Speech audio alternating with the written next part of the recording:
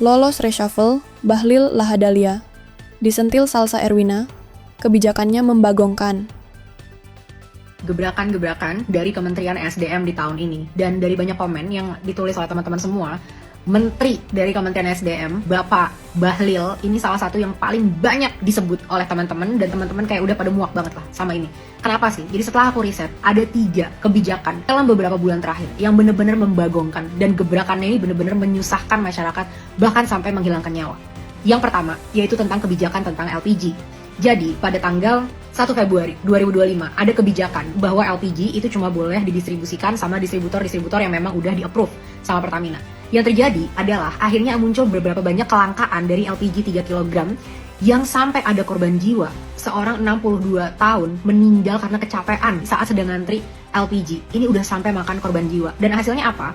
Kebijakan ini diperbaiki dan akhirnya bisa tuh lewat My Pertamina kita bisa apply gitu ya. Jadi bagian dari subpangkalan. Kenapa sih harus ada korban jiwa dulu? Baru kebijakannya dipikir ulang. Kenapa nggak dipikir dari awal?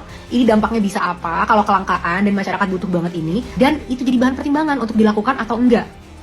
Yang kedua, tambang di Raja 4. Jadi teman-teman, kita banyak banget yang protes karena kita semua cinta dengan alam Papua gitu kan. Ada 5 perusahaan tambang yang mau beroperasi dan memang akhirnya dicabut gitu izinnya. Tapi ada 1 perusahaan yang masih beroperasi, yaitu PT GAC Nickel. Nah, pada 10 Juni 2025, si kepalanya ini berkata lagi bahwa nggak apa-apa kok GAC Nickel untuk tetap beroperasi karena ini masih sesuai dengan peraturan dan masih sesuai dengan AMDAL.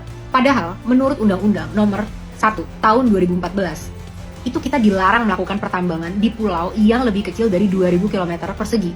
Padahal pulau tempat GAC beroperasi itu cuma luasnya 60 km. Jadi harusnya menyalahi peraturan itu.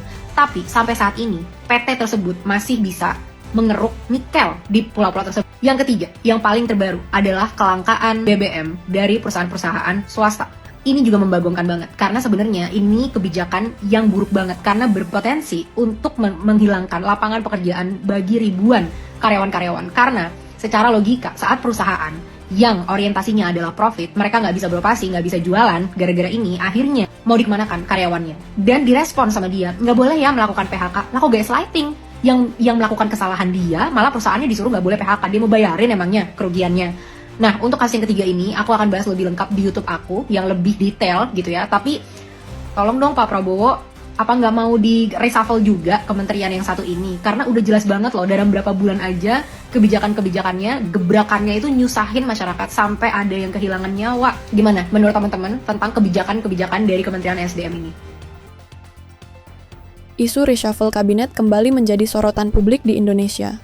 Presiden Prabowo Subianto resmi merombak susunan Kabinet Merah Putih pada Senin, 8 September 2025, mengganti sejumlah menteri penting. Namun, di balik perombakan itu, muncul kritik lantang dari aktivis diaspora asal Indonesia yang kini menetap di Denmark, Salsa Erwina. Konten Bandung Salsa menilai ada satu nama yang seharusnya tak luput dari evaluasi Presiden, yakni Menteri Energi dan Sumber Daya Mineral, (ESDM), Bahlil Lahadalia.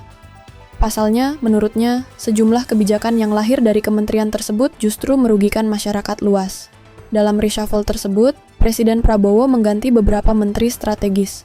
Menteri Koordinator Politik, Hukum, dan Keamanan Budi Gunawan, Menteri Keuangan Sri Mulyani, Menteri Perlindungan Pekerja Migran Indonesia, Abdul Qadir Karding, Menteri Koperasi dan UKM Budi Aris Setiadi, serta Menteri Pemuda dan Olahraga Dito Aryo Tejo resmi diberhentikan dari jabatannya.